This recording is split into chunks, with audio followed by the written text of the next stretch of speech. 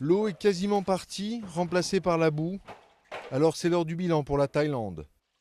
Des centaines d'usines ont été inondées, comme celle-ci, qui fabrique des panneaux solaires et a été submergée pendant plusieurs semaines.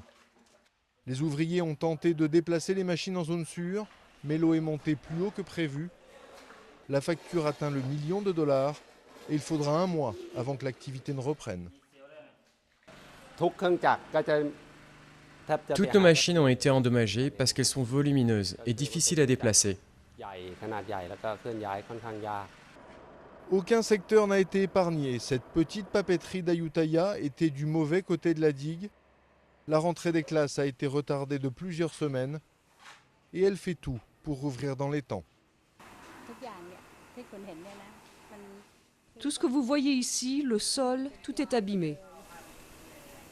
C'est terrible, mais il faut se battre. Des centaines de milliers d'ouvriers ont été placés au chômage technique. Certains cherchent un nouvel emploi, alors qu'eux-mêmes ont connu de lourdes pertes à la maison. Je dois attendre que l'usine s'assèche. Pour l'instant, nous sommes encore inondés. Toute la chaîne industrielle est inondée, partout. Du coup, c'est le marché mondial qui a été touché, notamment dans l'informatique et l'automobile.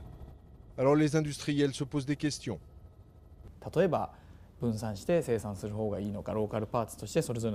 Par exemple, est-ce préférable de répartir la production sur plusieurs sites, dans plusieurs pays, ou bien faut-il continuer de concentrer nos sites de production et tout exporter?